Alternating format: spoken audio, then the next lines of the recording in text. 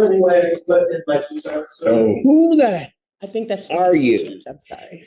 Sorry, Your Honor. You don't just leap up and start yelling. I don't care who you are. Well, I was just. Seriously? You did say it was going to be a long day. I apologize, and here I am. How'd you get here? I got a ride. Yeah, you did. Who'd you get a ride from? Come on back up to the podium. I was told he was allowed to be here today. And By I had who? no other way here. Who were you told that by? By his family. This is a problem. She's violated the... I didn't realize I was violating. This female defendant made a huge mistake by letting the guy she wasn't supposed to be around drive her to court. As you saw in the intro clip, he jumps in out of nowhere and starts yelling at the judge from the back of the courtroom. And that's where everything goes downhill. What makes it even crazy is that she was literally about to walk out free until Judge Simpson realized who that man actually was. It was the same guy she was ordered not to have any contact with, and he was just sitting in court yelling on her behalf. And now she's looking at some very serious jail time for violating her bond conditions, all because she thought nobody would notice. Let me know in the comments what you guys think of Judge Simpson's style in situations like this. Let's dive in. Two matters, and we would like to adjourn to look into a global resolution. There's a district court matter as well as the... Which district court? So why are you telling me that? We're adjourning for global resolution, Your Honor. But I don't have that other one. You don't. I only have the felony. That is correct. So why are you telling me about it? So given the reason for the adjournment, we are... No, I'll wait. This is going to be a long explanation. Further negotiations is our reason for the request for adjournment. I know, I see that on the form. So, all right. Chinaza. Yes, sir. All right. So when do you want this adjourned? So the other one is set.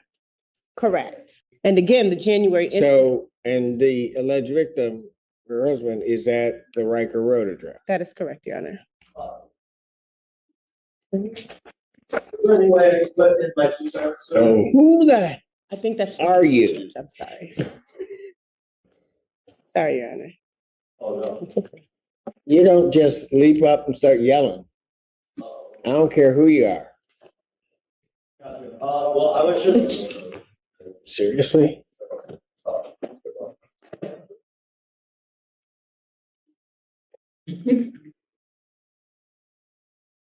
Guess that's taken care of. Okay, so I guess my concern is that I do have the second one coming around, and they're located initially at the same address, but now not at the same address, but her address is temporary. Correct. And then I'm going to Home of New Vision. Yeah. Correct. That was the What? next thing. She is slated to enter Home of New Vision on December the 3rd, Your Honor. Got it. So that's where... And that other. Yes. So she's already gone through the admission, and the date that they have available for her is the 3rd. So she moves in on the 3rd from, yes, the hotel she's currently staying in now. Okay. So here's what I'm going to do. I am going to order a GPS. I'll order it with exclusion. Before the court does that, Your Honor, I do apologize. You did say it was going to be a long day. I apologize, and here I am. Go ahead. I know that the complaining witness is here today. My understanding is that there was going to be a request from us that there be a no non-consensual contact order in place. I know that the people have their own position on that. The complaining witness is her husband. They have children in common. They've been married for quite some time now. There were some issues at bay that may have led to these particular situations. Ms. Shear is working on that, hence the hospitalization, the treatment that she received there, and now her admission or self-admission into Home of New Vision. She's very... I can stop you. I'm gonna deny that request. I want to see how she's doing once you get in, how she's doing, because obviously there are, I'll just call them peripheral issues. Okay. So before I would let that happen, it's not to punish you or anything like that. Before I allow it to happen, I want to see where she gets in terms of that process. Okay. Okay, fair Okay. enough? Yes, Your Honor. I didn't care about you. I was talking to you. Oh, yeah, I wait for Mr. to be a caregiver. All right, so what I am gonna do though is I am gonna order a GPS tether with the exclusion zone being the Riker Road So I will. location tracking. Pardon? So, okay. She just wanted clarification that the GPS would prevent her from being able to go to Riker Road. Right, and also we will have location tracking because she's gonna be going into And treatment. treatment. Sure thing. I have a question. Is it okay if I go a couple hours away? Because I was planning on visiting my family. You're gonna be in the Michigan though, right? Yes. State?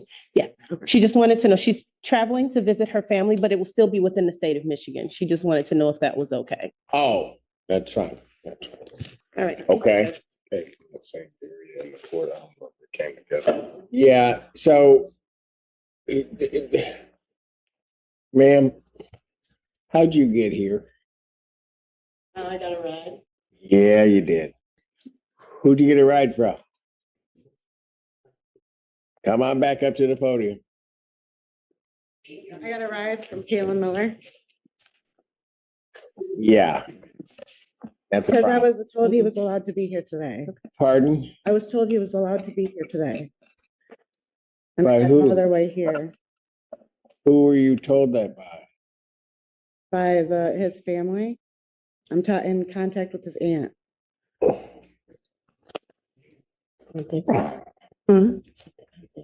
Yes. She was literally seconds away from walking out of that courtroom, and then everything fell apart. I mean, this hearing has got to be one of the most chaotic ones I've seen in a very long time.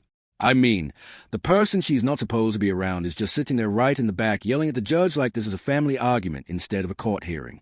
And like, I don't know why that dude was smiling like he thought it was funny, but also like this girl was so embarrassed that he was talking like she knew what she was doing. So, I don't think she's very innocent right now. And like the look on Judge Simpson's face right there. I mean, I've never seen him do that in all the videos I've seen of him. Like, I just don't understand how she thought this was a good idea. Like, it's almost like she didn't believe the bond conditions were even real. And what makes it even worse is she admits as the one who drove her to court, too. Like, what are we even doing here? I mean, you already got one foot out the door and then you blow it at the finish line. It really is frustrating because Judge Simpson was clearly trying to give her a break. But how can you help somebody who refuses to help themselves? I mean, I've seen a lot of bad decisions at these hearings, but this one might be top of the list. It's like she forgot the entire reason she was even on bond in the first place. Some people just can't follow simple rules, no matter how easy they are. Let me know in the comments if you think she's just clueless or if she knew exactly what she was doing and thought she could get away with it. But yeah, let's see how Judge Simpson reacts to this mess and if he sends her to jail for this. I have no form of transportation.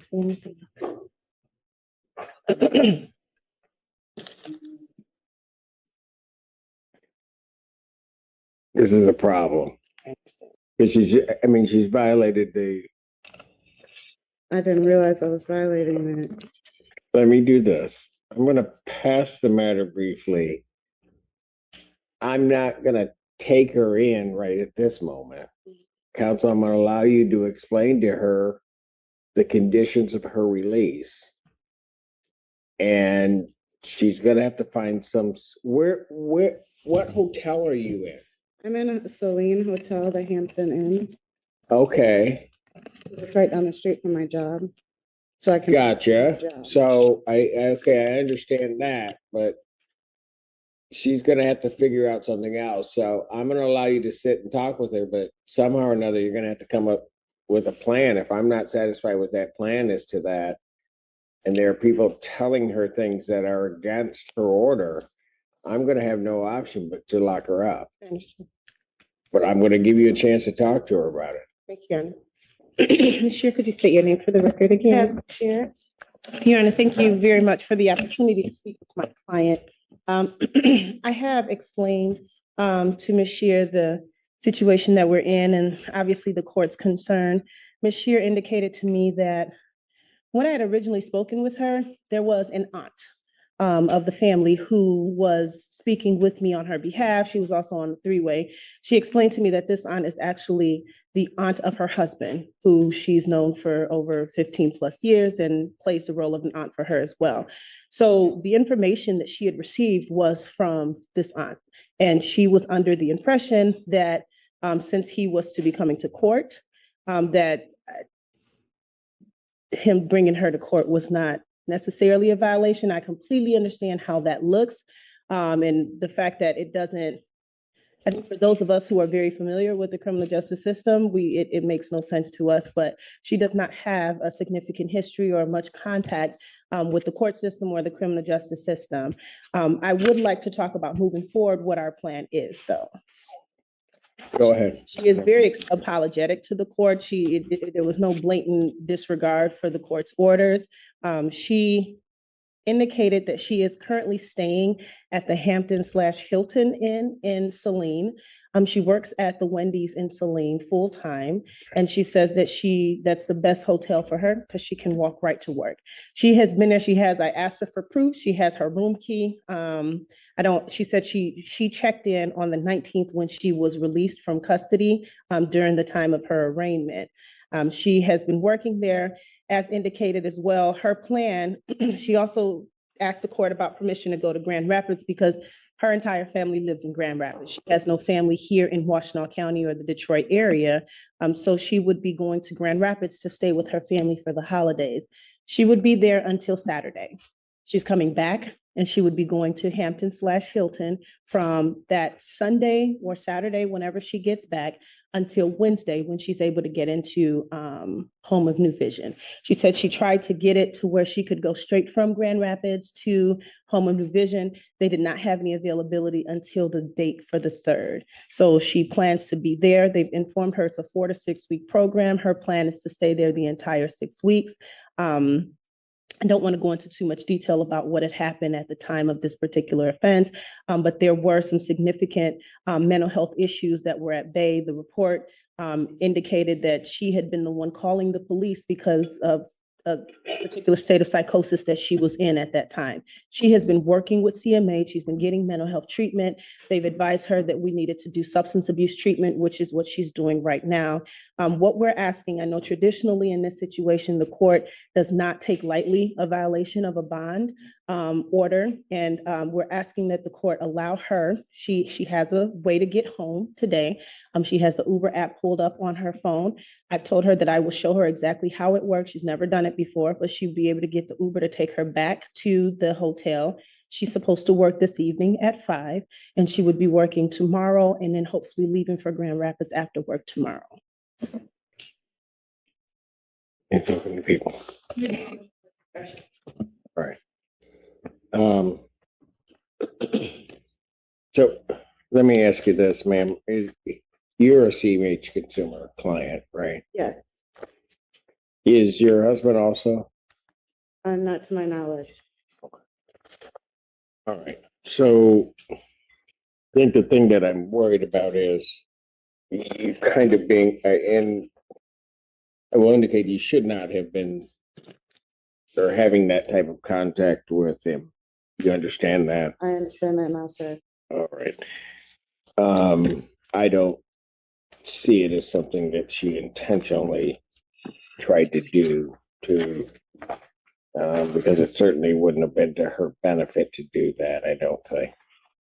I will order an exclusion zone. I'm going to order the exclusion zone, Heather. All right, that will also track you. You Okay. understand that? Yes. So we'll know where you are.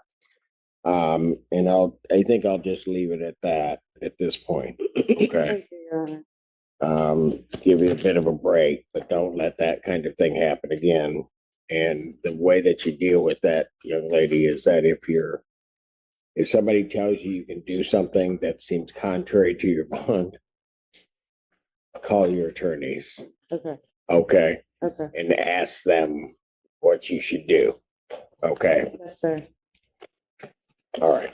Thank you so much. Anything else? You're welcome. Bond will continue with that one adjustment of the GPS. Thank you, Judge. Honestly, she got off way easier than I expected. If this was a guy in her position, I feel like he'd already be in jail by now.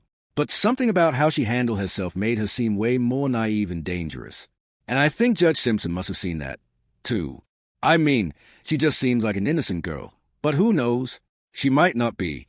But still, I mean, the bond conditions are so crystal clear.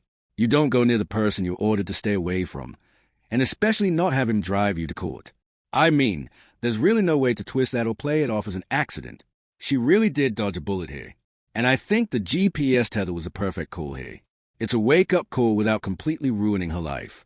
But yeah, guys, let me know in the comments if you think the judge went too easy on her or if he handled it the right way. Thank you so much for watching. Guys, make sure to like and subscribe. I would really appreciate it. And if you made it this far in the video, comment Michigan, and I will be sure to reply to you guys. Thank you to everybody who's been supporting. I really